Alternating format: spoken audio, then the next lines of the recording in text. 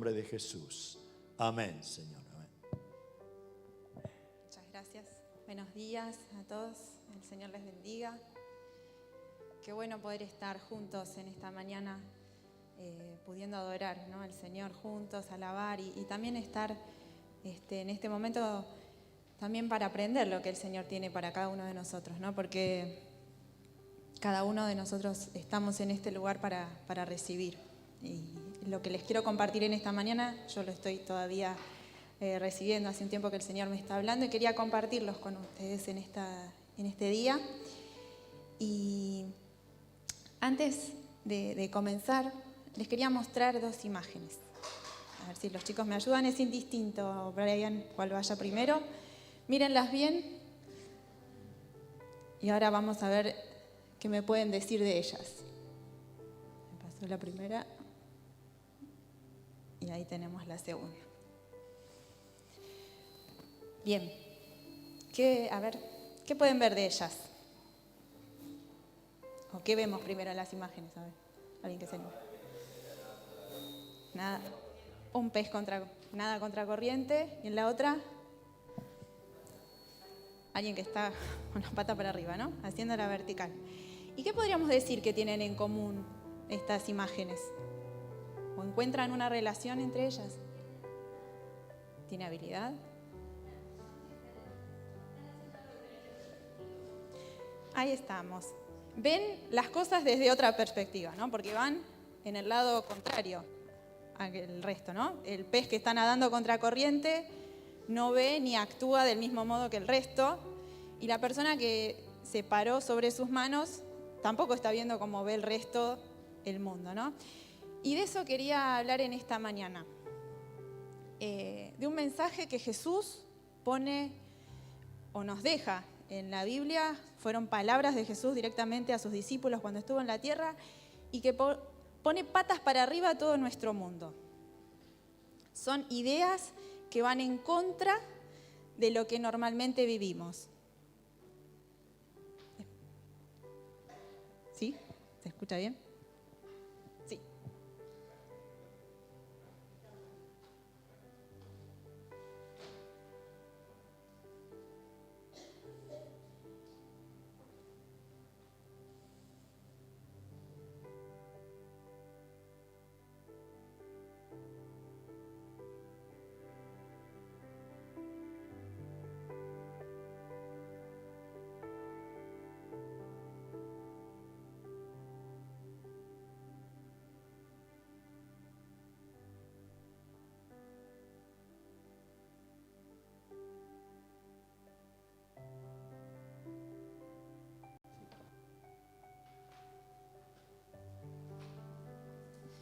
Bueno, ahora sí. ¿Me escuchan bien? Bueno, pero antes de hablar de estas palabras de Jesús que pone en nuestro mundo patas para arriba, lo que quiero que pensemos un poquito de cómo está el mundo en el que nosotros vivimos, ¿no? Nos encontramos en un mundo en el que se aspira a sobresalir, ¿no? A mostrarse exitoso, a mostrarse ganador, a mostrarse feliz, a mostrarse sano, a mostrarse de la mejor manera posible, ¿no?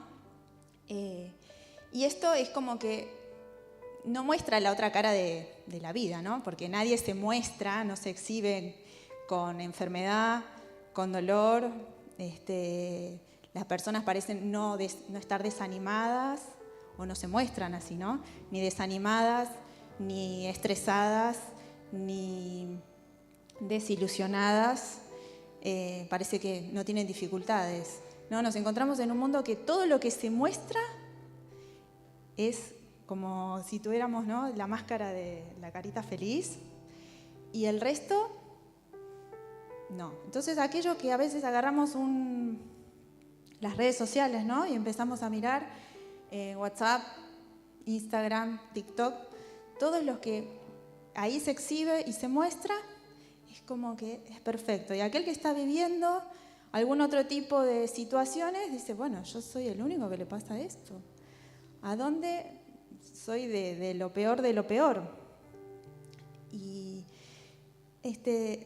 sabemos que es muy muy poco real, diríamos, o no es real todo esto que se exhibe, ¿no?, en las redes sociales. Muchas veces uno muestra una parte, ¿no?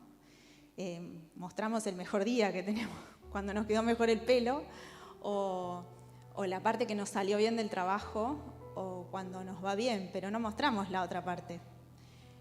Lo que nos cuesta, lo que no nos sale, lo que nos duele, lo que nos lastima. Y está bien que progresemos, que busquemos ser mejores en lo que hacemos, que estudiemos, que trabajemos para hacerlo mejor. Pero lo que yo veía acá, el peligro de la búsqueda del éxito y de la búsqueda constante de ser el mejor, está en dónde estoy poniendo la mirada. Si la pongo, o el mundo la pone, o todos, ¿dónde la ponemos? ¿En mostrarme? Donde mi yo sea bien grande, donde yo destaque, donde yo me muestre, donde yo sea el mejor.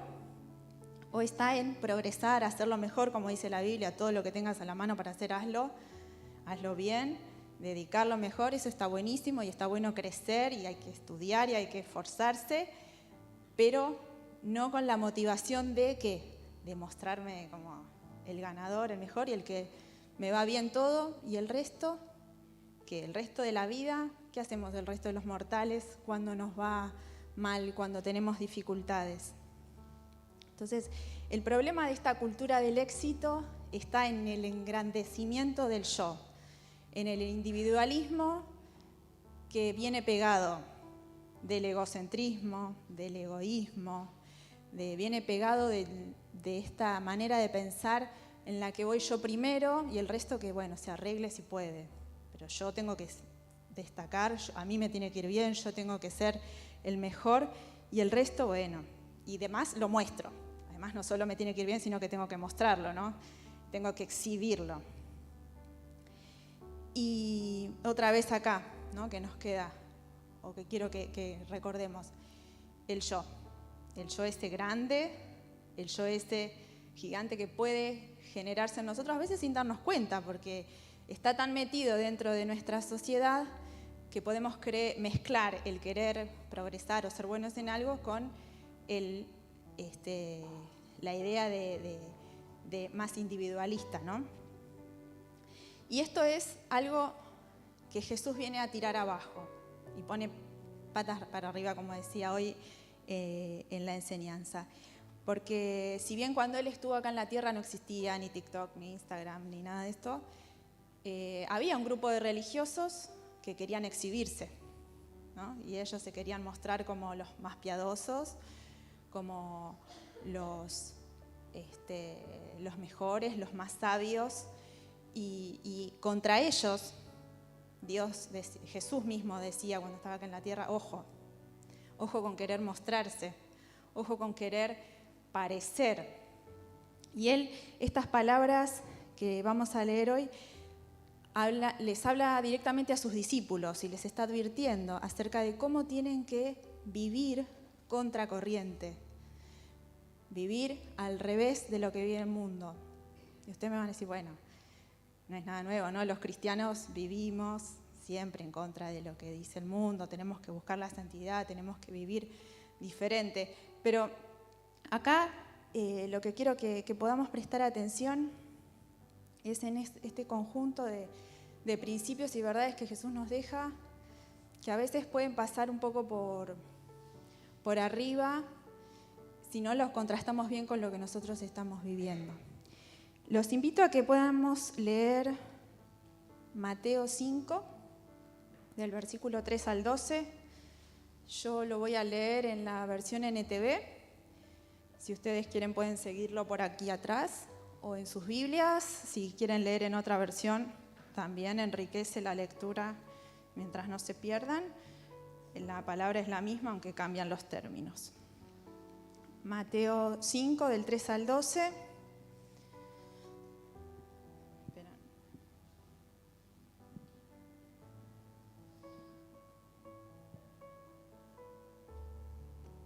Disculpen.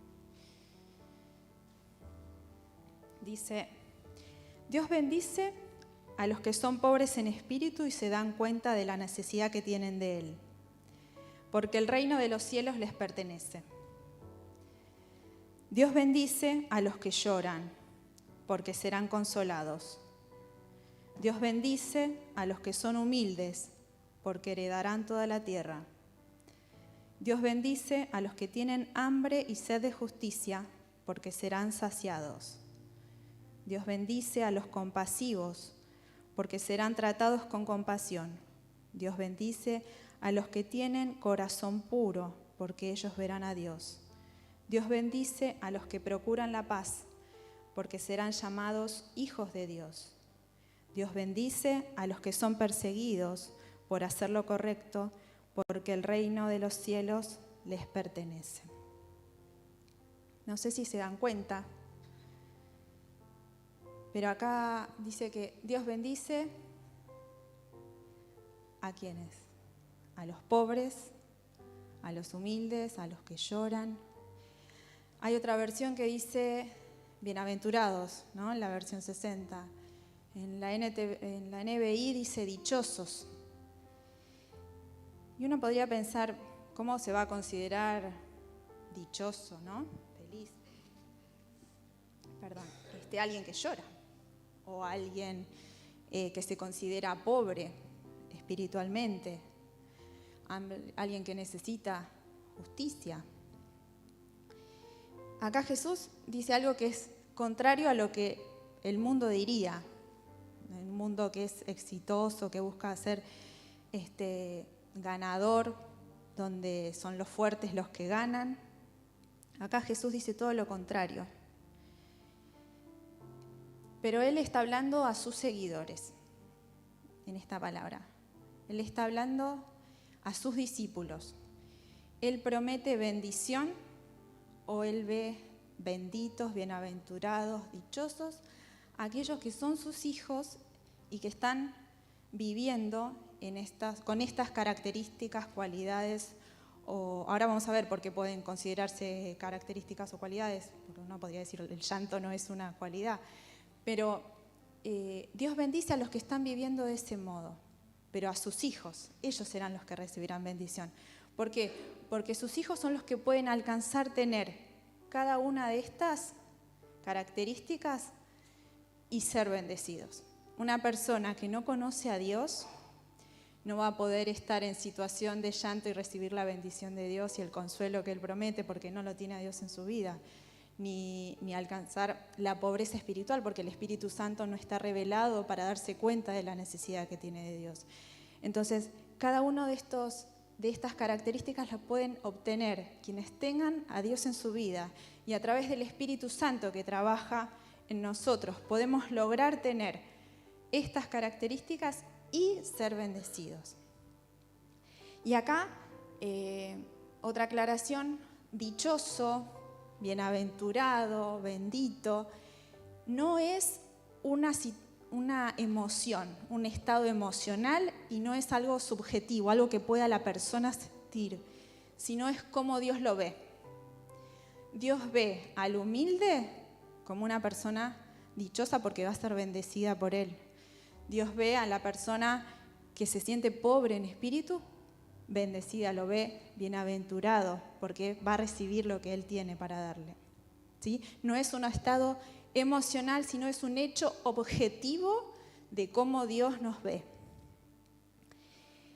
Si sos discípulo de Jesús, podés tener cada una de estas características a través del Espíritu Santo trabajando en tu vida.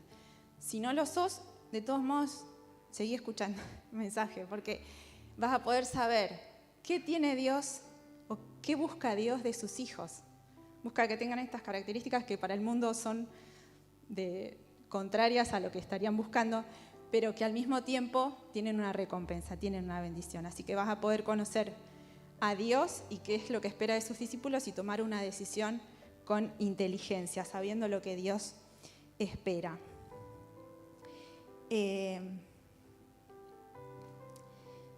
Acá yo le tomé el patas para arriba a un autor que se llama Kyle Idleman y hay otro autor que también habla sobre las bienaventuranzas y él habla de contracultura, John Stott. Y me gustaban estos dos conceptos, ¿no? De que Jesús con esta palabra pone nuestra vida patas para arriba, porque dejamos de lado una persona que se considera pobre en espíritu, humilde, compasivo, empieza a tener un yo más chiquito para tener a Dios en su vida.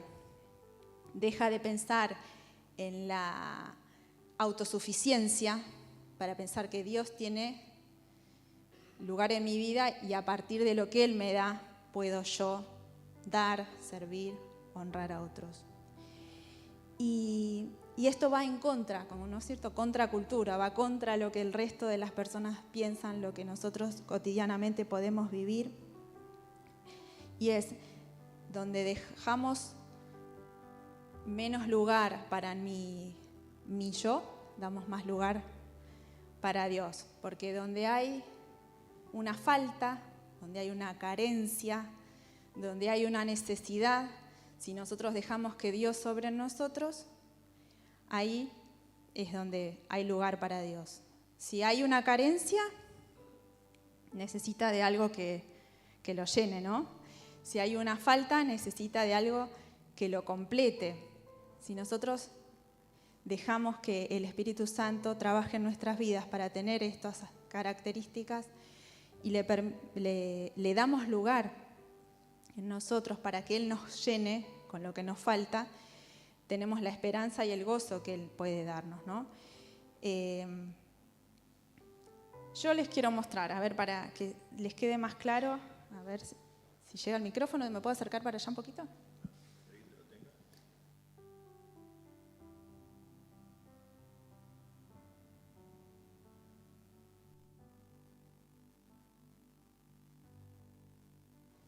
A ver. Espera, un segundo.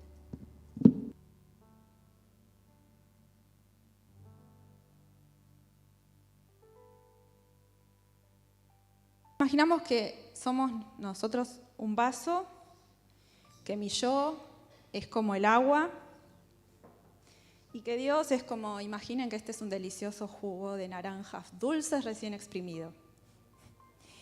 Mi vida es más insípida, ¿no?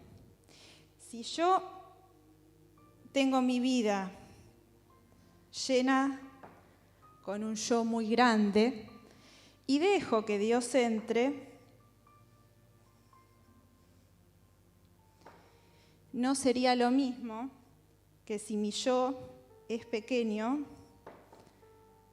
y Dios, yo no sé si todos pueden alcanzar a verlo desde ahí, de este lado no, ¿no? Este y este. El color ya es distinto, ¿no? Si yo se lo doy a probar a alguien, seguramente gustará más el que tiene más jugo, ¿no? El otro debe tener un sabor más desabrido, insípido, desagradable. Nosotros podemos darle lugar a Dios poquito y nuestra vida va a ser así, insípida. Si nuestro yo disminuye y damos más lugar a Dios, ahí es donde le damos lugar a que Él obre en nosotros, transforme nuestra vida y nuestra vida tenga sabor, digamos. Que nuestra vida sea plena, ¿sí? Las bienaventuranzas las podemos dividir en dos grupos. Las 4 primeras, que hablan acerca de la pobreza espiritual, el llanto, la humildad y la justicia, la búsqueda de justicia, refieren a mi relación con Dios, ¿sí? Es mi relación directa con Dios y mi transformación en relación a Él. Las otras 4 tienen más referencia a mi relación con el prójimo, que hablan acerca de la compasión, el corazón limpio, pero también cómo me muestro con mi corazón limpio, la búsqueda de paz hacia otros y el ser perseguidos. Vamos a hablar un poquito de detallar las primeras 4 que tienen que ver con mi relación directa con Dios, porque a partir de esas primeras 4, después las otras 4 se van a dar. Al final podemos hacer un breve recorrido por las últimas, pero en relación a estas primeras, ¿sí? Espero que no serles tan largo. Como les decía, estas primeras hablan acerca de mi relación con Dios, y la primera que habla acerca de los pobres en espíritu, ¿no? Dice: Dios bendice a los que son pobres en espíritu y se dan cuenta de la necesidad que tienen de Él, porque el reino de los cielos les pertenece. Un pobre en espíritu, o un pobre, si hablamos de una persona pobre, es una persona a quien le falta algo, ¿no? Una persona que tiene una carencia. Pero acá, como habla de pobres en espíritu, no está hablando de carencia económica ni financiera, sino que está hablando de la carencia espiritual. Aquella persona, dice la palabra de Dios, ¿no?, que reconoce que tiene una carencia espiritual, es aquel a quien le pertenece el reino de los cielos. O sea, que nos tenemos que dar cuenta de que nos falta. Si no nos damos cuenta de nuestra carencia, de nuestra falta, de nuestra pobreza espiritual, de que yo no tengo nada que pudiera darle a Dios, es como si pensáramos que estamos en una bancarrota. ¿Se imaginan una bancarrota económica? Cuando caemos en lo más bajo. Bueno, aquí habla de esto, una bancarrota espiritual. Cuando no tenemos nada, y nos damos cuenta que no tenemos nada, que necesitamos de Dios. Y ahí viene algo que creo que no les mencioné, que estas características, estas cualidades de las bienaventuranzas están relacionadas unas con otras. No es que puede decir, bueno, sí, yo soy humilde, pero no compasivo, me considero un pobre espiritual, pero bueno, lo de la justicia de Dios que lo busque otro, sino que están todas relacionadas unas con otras. No podemos tener una sin tener la otra. Es como el fruto del Espíritu que está en Gálatas. Vieron que a veces hemos enseñado mal, que habla de los frutos del Espíritu y uno se imagina muchas frutas diferentes y en realidad es como una naranja, ¿no?, con los gajos. Es un solo fruto y del mismo, o sea, al tener el Espíritu Santo tenemos que tener a todos. No es que tengo amor y no tengo fe o no tengo bondad. Lo mismo ocurre con las bienaventuranzas. No es que tengo una y no tengo otra. Están una enlazada con la otra. El pobre en espíritu es aquel también quien es humilde y es capaz de reconocer que no lo tiene, ¿sí? Y entonces acá es donde, cuando decía que estábamos en bancarrota, podemos reconocer mi falta. No es ante Dios, mi necesidad de Dios, porque yo no tengo nada. No es decirle a Dios, mirá, Dios, que yo te sirvo, estoy haciendo esto y soy bueno con las personas y yo, entonces perdoname, porque yo acá me equivoqué, pero mirá que yo nada. Acá la pobreza está diciendo, Señor, yo no soy nada, yo me equivoqué, yo no tengo nada que ofrecer, solo puedo recibir tu gracia y tu perdón porque reconozco que soy pecador y que te necesito. Dejamos de lado como mi yo hago, yo tengo, yo soy, para pedirle a Dios que sea Él el centro. Porque hay que correrse de la autosuficiencia, de poder decir yo puedo hacer cosas para que Dios me perdone, para que caerle bien a Dios, sino de reconocer que lo necesito. Parece fácil, pero no lo es tanto, ¿no? El reconocer la necesidad y la miseria espiritual para que haya más de Dios en mí. Es como esa canción que dice, más de ti, menos de mí. Ahí es donde Dios se revela. Por otro lado, los que lloran.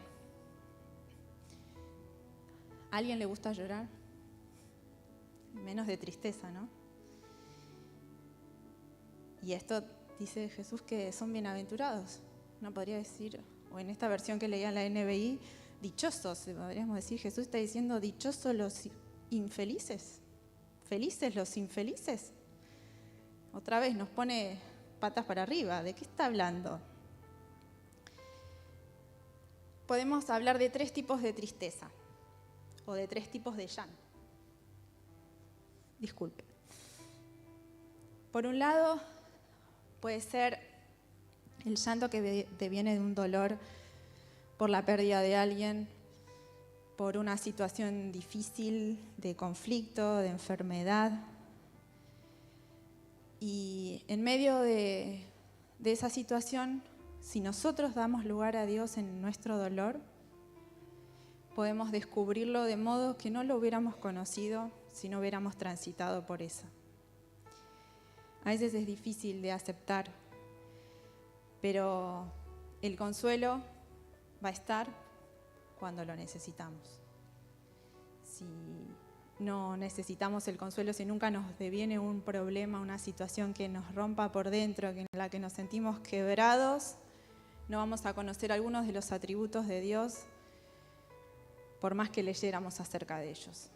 Vamos a poder descubrir a Dios, vamos a poder descubrir al Dios compasivo, al Dios que consuela, al Dios amoroso, al Dios con poder, cuando estamos transitando por algún tipo de llanto. El rey David, que escribió un montón de salmos en la Biblia, vivió un montón de situaciones muy difíciles. Bueno, como cada uno de los mortales, imagino, pero en otro tiempo.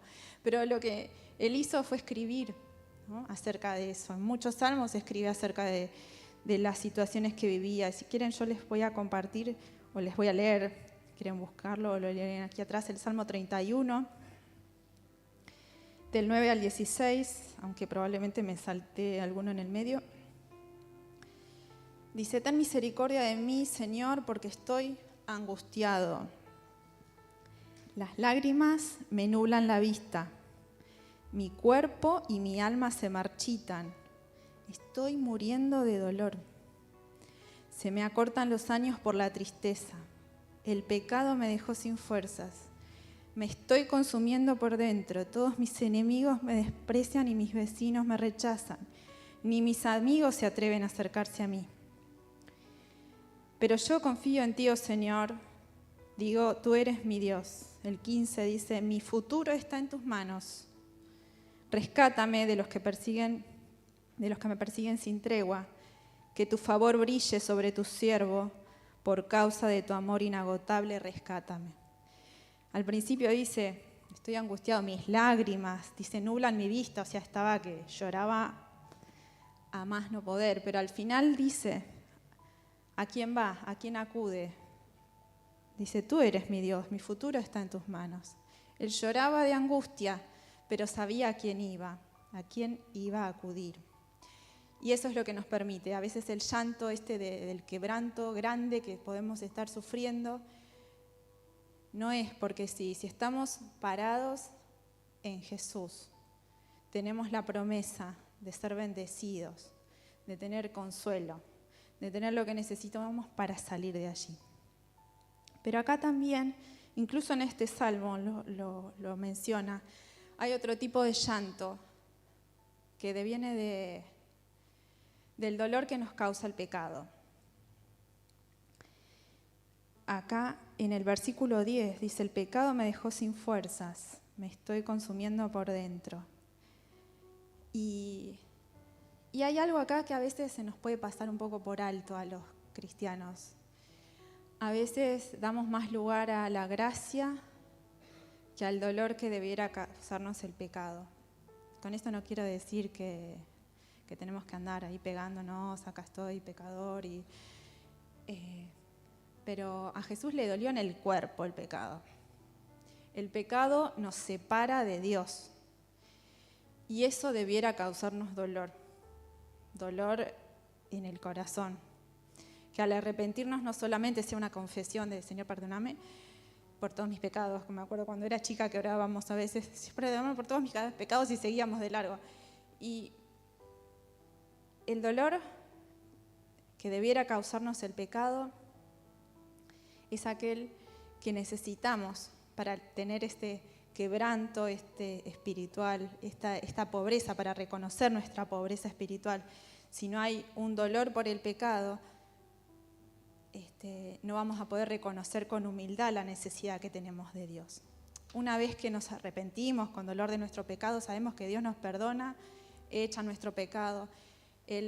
Vamos a recibir su gracia y su perdón, pero en el momento que sea sincero ese arrepentimiento, ¿no? Eso es lo que necesitamos, un arrepentimiento sincero.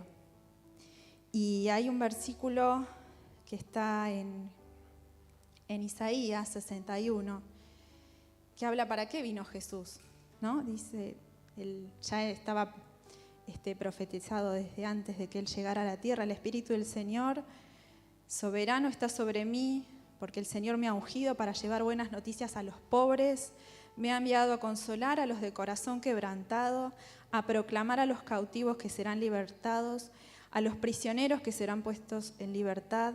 Me ha enviado a anunciar a los que se lamentan que ha llegado el tiempo del favor del Señor. Acá está hablando de un poquito de todas, ¿no? Ha traído a traer las buenas nuevas a los pobres de los que hablábamos hoy, a los pobres espirituales. Me ha enviado a sanar al corazón quebrantado. Para eso vino Jesús también, para proclamar libertad, no de las cárceles, sino la libertad del pecado. A traer, dice, anunciar a los que se lamentan que ha llegado el favor del Señor. Si nos lamentamos de nuestro pecado, tenemos la seguridad de que tenemos el favor del Señor, el perdón de Dios, ¿no es cierto? Y por último, de estas tres que mencionaba, de los tres tipos de llanto, el llanto que puede traernos o que debiera traernos, el dolor que debiera traernos ver las personas que no conocen al Señor. Como decía hoy Dulce en el inicio, debiera pesarnos como así le pesó a Jesús, que Él lloró, tuvo compasión de aquellos que no lo conocían. Que nosotros también podamos tener ese dolor en el corazón por aquellos que no lo conocen, orar por ellos, clamar con tanto dolor por las almas que se pierden, que el Señor tenga compasión para que ellos puedan acercarse, para que sus corazones también puedan ser quebrantados, para que el Espíritu del Señor obre en sus vidas, para que podamos ser usados donde sea necesario. Pero acá entonces el llanto, a diferencia de lo que el resto del mundo ve como un instrumento no, sino como un acto de debilidad. A veces capaz nos escondemos para llorar o queremos ocultar las lágrimas para que no se escapen. Dios no lo ve como un acto de debilidad. Lo que el Señor nos dice es que el que reconoce su dolor va a recibir el consuelo, el favor de Dios, la gracia del el perdón que necesitamos. La tercera bienaventuranza dice, Dios bendice a los que son humildes, porque heredarán la tierra, toda la tierra. Y acá dice, otra vez, bienaventurados, podríamos decir, dichosos, benditos, los que son humildes. Y esto va al revés de lo que nosotros vemos. ¿Quiénes son los que heredan? O los que heredan la tierra, o los que tienen más cosas en la tierra, podríamos pensarlo nosotros, si lo pensamos rápidamente. Los que tienen más cosas, los poderosos, los fuertes, los exitosos, los que dominan a otros. Pero acá dice que son los humildes los que van a heredar la tierra. Y no está hablando de la tierra acá, esta tierra, sino que está hablando de la heredad que vamos a tener con Dios en la eternidad. Y podríamos preguntarnos cómo un humilde puede ganar algo. Un humilde puede ganar algo porque el humilde es el que pudo reconocer la necesidad de Dios. El humilde es el que pudo pedir perdón a Dios por sus pecados. El humilde es el que tiene garantizado entonces el poder acceder a una vida eterna con Cristo. El humilde es el que gana. Acá el humilde no es débil. El humilde no es el que va a ser pisoteado. Contrariamente a lo que nuestro mundo piensa, ¿no? El humilde es a veces el que pasa por arriba, es el que es ignorado, menospreciado. Para Dios, el humilde es el que tiene la capacidad esta que decía, ¿no? De reconocer quién es Dios, mi necesidad de Él, y también la humildad en mi relación con los demás. Teniendo la capacidad de ser valiente para a veces soportar el no ser tratado justamente.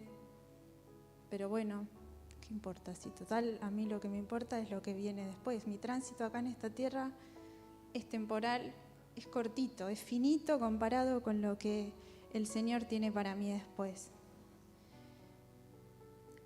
Hay que ser... El humilde no es débil, como decía hoy, porque tiene que ser valiente para reconocer su necesidad y también tiene que ser determinado para poder ser también compasivo con el otro cuando no lo son conmigo. Hay también un acto de humildad. No son compasivos conmigo, pero el Señor me dice que yo puedo serlo. Y no estoy diciendo que estamos dispuestos a que nos pisoteen y que nos maltraten. Pero así como yo puedo reconocer que mi vida necesita ser transformada por Dios, que Dios está trabajando conmigo, que mi vida está en un proceso, tengo que ver al otro con esos mismos ojos, que está necesitado de Dios. Que el otro que tal vez me ignora o no me ha tratado o no me ha contestado bien, no merece mi furia y mi enojo eterno, sino más bien un acto de humildad. Si así Dios está trabajando conmigo, tendrá que trabajar con Él. Y si es alguien que no conoce a Dios, con más razón todavía, porque no le ha llegado la luz a su vida para saber cuál es la necesidad que tiene y cómo debe conducirse. Si nosotros ponemos nuestra mirada en lo que realmente importa, que es lo eterno, la herencia que tenemos celestial,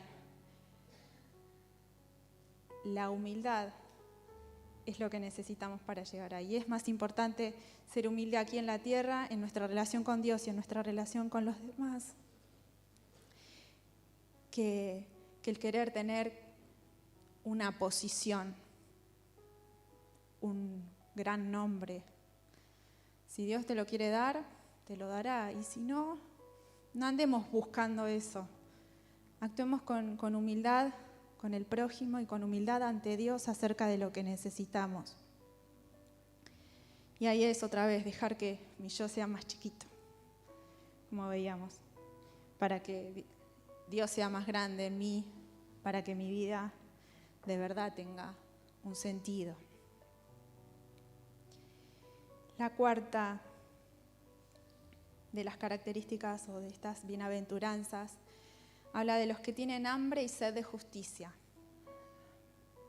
Y bueno, acá podrían decir, bueno, al fin llegó un alivio, acá todos tenemos necesidad de justicia, clamo por la justicia, nuestro país pide justicia, nuestro mundo necesita justicia.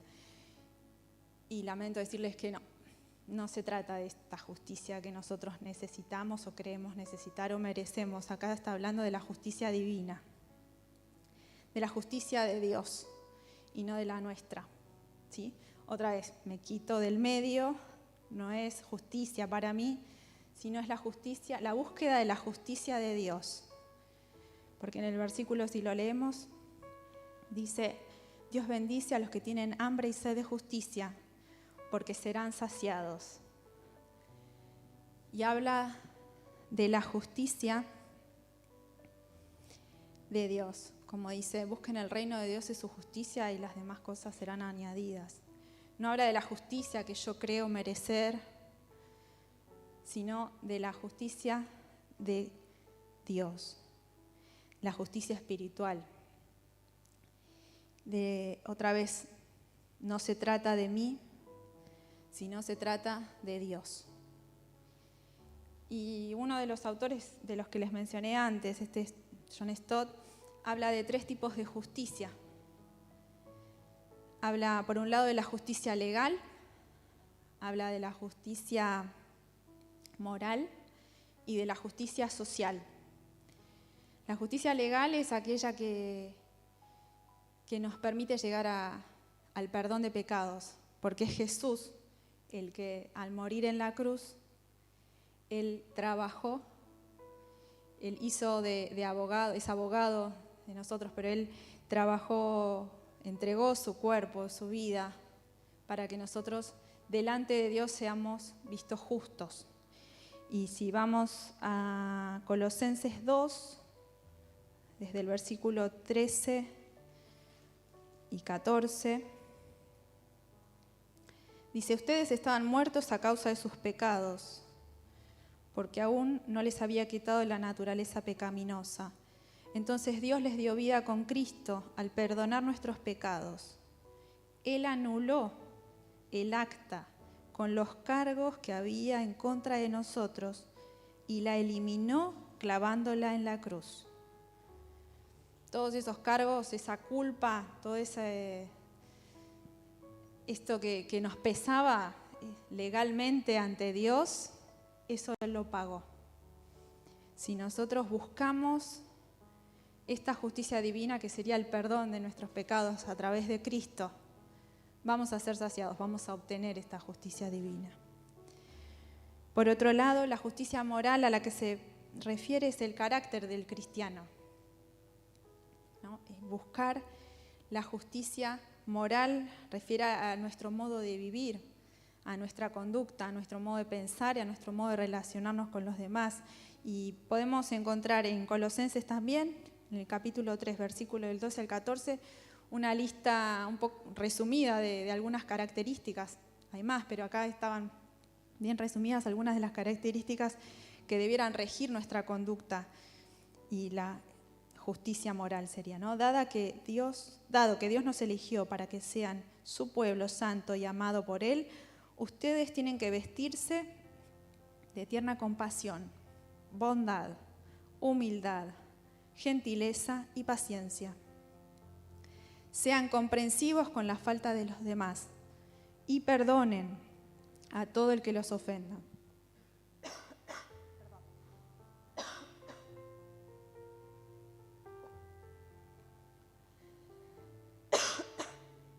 Recuerden que el Señor los perdona a ustedes.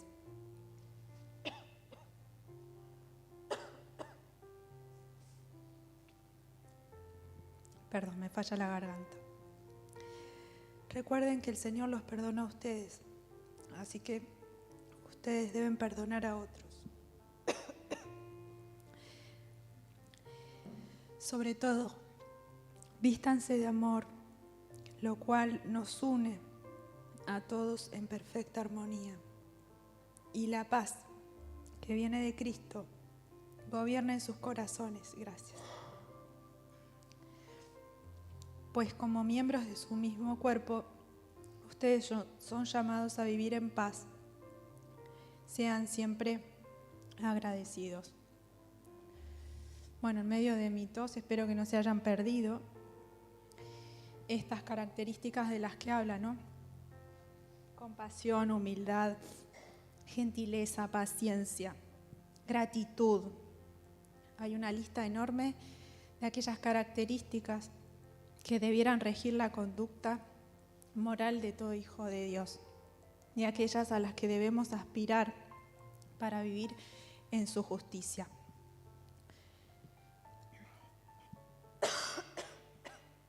A ver si puedo. Por último, la justicia social habla acerca de nuestra integridad, honestidad, nuestra conducta hacia el resto de las personas. No solamente, las características que veíamos recién en cuanto a la moralidad van a regir, ¿no? Cómo me conduzco con el resto.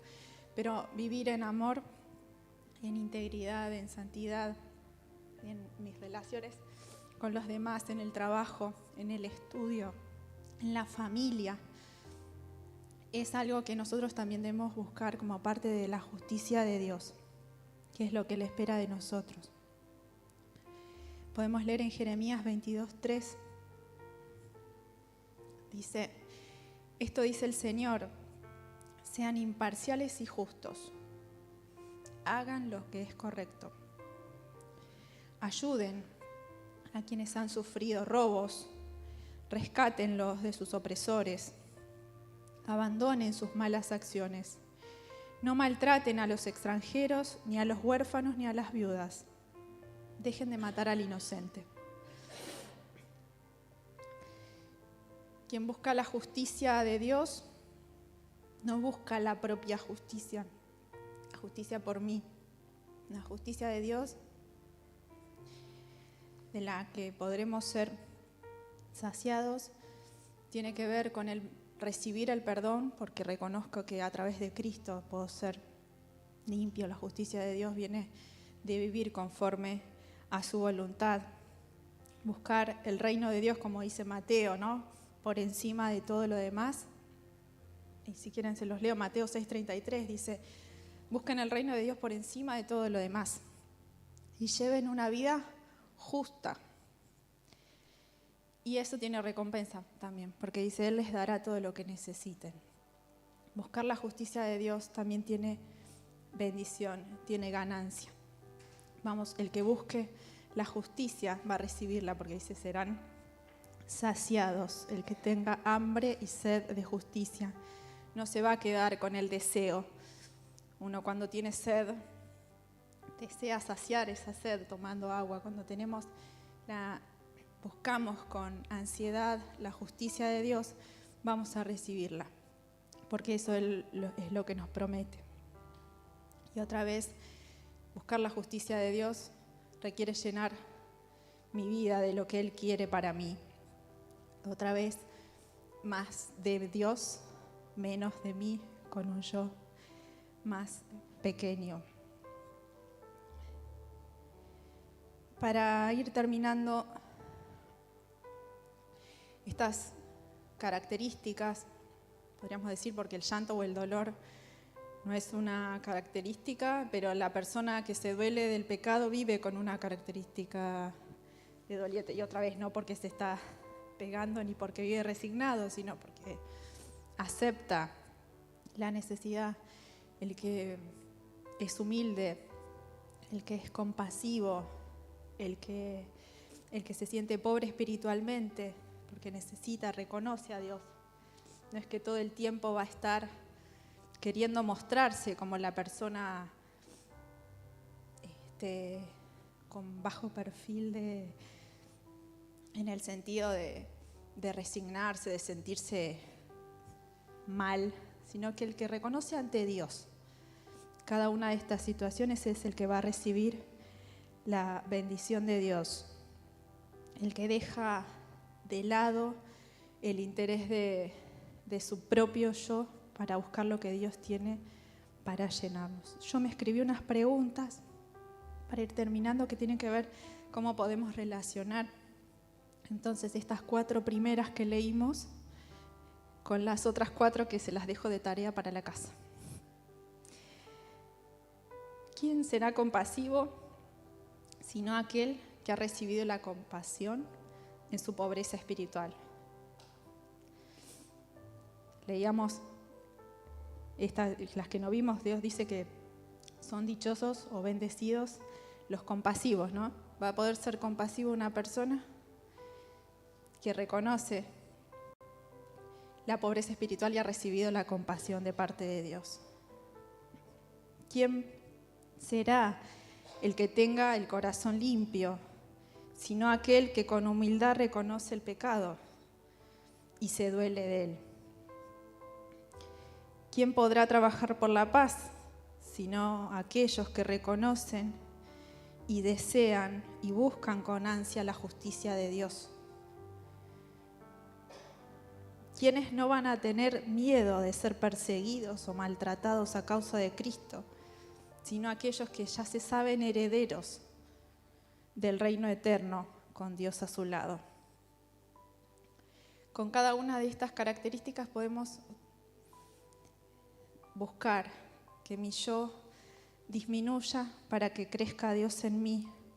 Podemos dejar nuestra autosuficiencia, nuestra autocomplacencia, nuestro deseo de querer alcanzar cosas en este mundo, sino alcanzar lo que Dios tiene para nosotros. No buscar entonces la autosatisfacción, sino buscar lo que Dios tiene. Y esto no lo podemos lograr por nuestro propio mérito, por más que querramos esforzarnos, sino es a través de la obra del Espíritu Santo en nosotros que podemos lograr tener estas características. Podemos vivir de acuerdo a estos principios. Como decía Pablo en Gálatas 2:20 dice: mi antiguo yo ha sido crucificado con Cristo, y ya no vivo yo, sino que Cristo vive en mí. Cuando Cristo viva en mí voy a poder lograr recibir la humildad, recibirme o sentirme pobre. Lo voy a hacer con gusto, porque está Cristo viviendo en mí.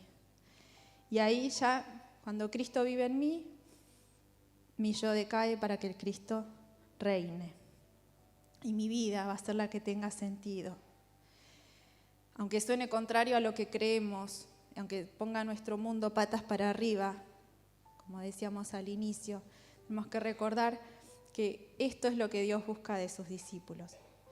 Personas quebrantadas, quebradas, en bancarrota, pero no porque esté buscando personas que estén mal, sino personas que delante de Él se reconozcan así, para darle lugar a Él en su vida, para conocerlo de diferentes modos, para recibir la bendición que Él tiene. Porque detrás de cada una de estas características hay una recompensa y hay una esperanza, como hace unos domingos atrás nos decía Noé. Tenemos esperanza, quienes vivimos bajo su gracia.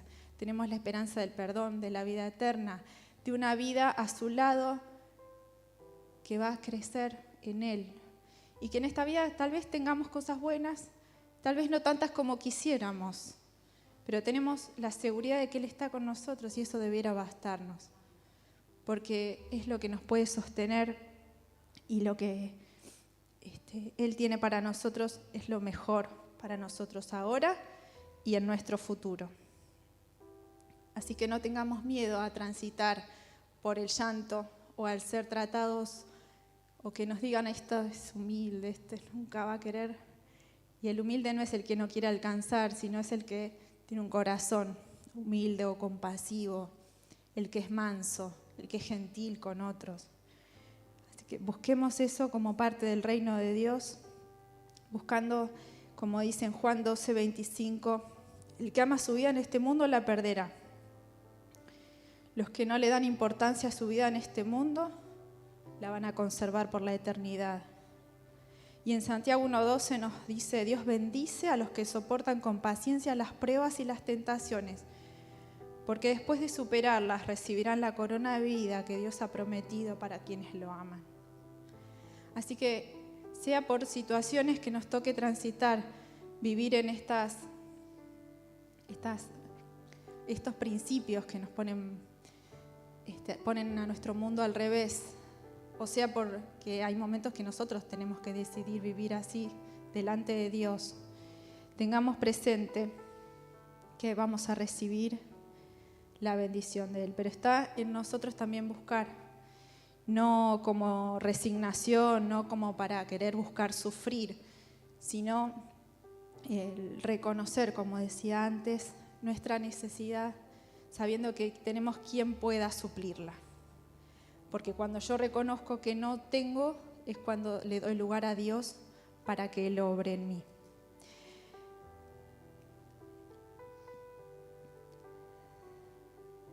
Cuando todo parezca que está perdido, que nos puede ocurrir en ocasiones, cuando parece que está roto, que no podemos, que no tenemos esperanza, ahí es cuando Dios puede aparecer, si le damos lugar. Y Él va a aparecer con compasión, con perdón, con fortaleza, con lo que Él es para nosotros y con lo que nosotros necesitamos. Pero está en nosotros el buscar, reconocer nuestra necesidad de Dios y decirle: necesito más de ti y menos de mí. Oramos.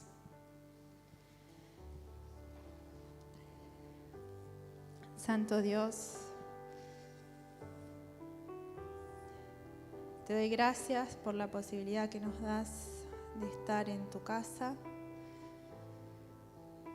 por tu palabra, Señor. Señor, quiero pedirte que trabajes en nosotros como tus hijos, como aquellos que hemos puesto nuestra confianza en vos. Que tu Espíritu Santo trabaje en nuestros corazones, en nuestras vidas, para que tengamos la capacidad de reconocer nuestra necesidad. Y para que al transitar momentos de dificultad tengamos presente quién sos y busquemos primero tu reino. Señor, necesitamos cambiar, necesitamos menguar de nosotros para que crezca tu vida en nosotros. Te pedimos misericordia para que tu Espíritu trabaje en nosotros, nos transforme de acuerdo a tu voluntad y podamos ser esas personas quien vos pensaste de antemano al crearnos. Para que nuestras vidas estén llenas de tu presencia, de tu vida, y eso podamos transmitirlo y seamos los vehículos para que otros también puedan conocerte. Señor, que nuestras vidas transformadas y llenas de vos y menos de nosotros mismos sean las que puedan hablar nuestras vidas con las actitudes, con las palabras, con las acciones. Podamos hablar de tu presencia, de lo que vos tenés para cada persona, Señor. Gracias por la esperanza que tenemos en Cristo. Gracias por bendecirnos. Gracias por considerarnos benditos y por tener la seguridad que nos bendices en cada una de estas circunstancias. Te adoramos, Señor, en el nombre de Jesús. Amén.